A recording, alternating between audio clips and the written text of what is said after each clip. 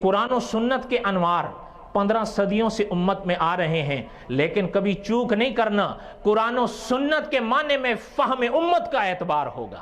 اور اگر اپنے استاد سے ابتدا ہو تو کمال یہ ہے کہ اپنے اساتذہ کی انتہا پھر گنبد خضرا پہ ہو۔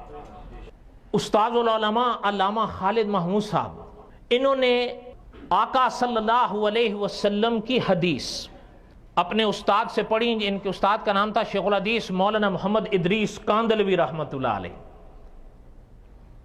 ثابت کیا ہو رہا ہے کہ استاد العلماء علامہ خالد محمود صاحب شاگرد ہیں مولانا محمد ادریس کاندلوی رحمۃ اللہ علیہ کے۔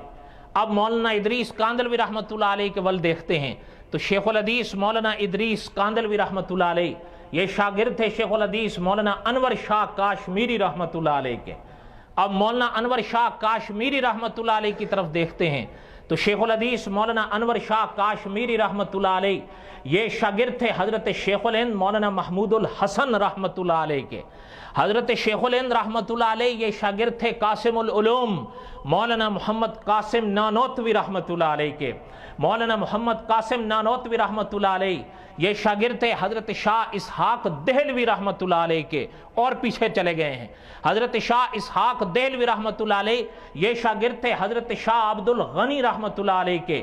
شاہ عبد الغنی رحمۃ اللہ علیہ شاگرد تھے حضرت شاہ عبد العزیز محدث دہلوی رحمۃ اللہ علیہ کے۔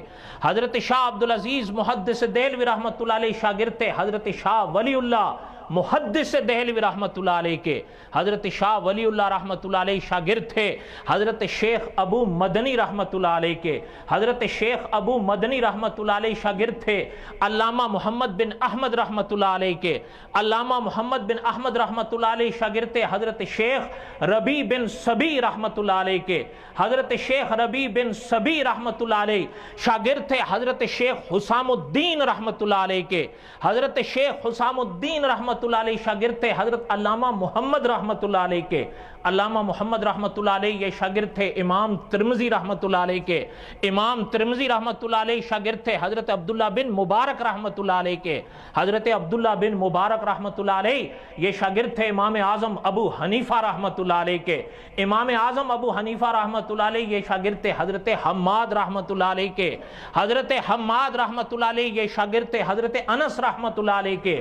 حضرت انس رحمۃ اللہ علیہ یہ شاگرد تھے حضرت عبداللہ بن مسعود رضی اللہ تعالیٰ عنہ کے۔ اور ساری دنیا جانتی ہے کہ حضرت عبداللہ بن مسعود رضی اللہ تعالیٰ عنہ یہ شاگرد تھے حضرت محمد الرسول اللہ کے۔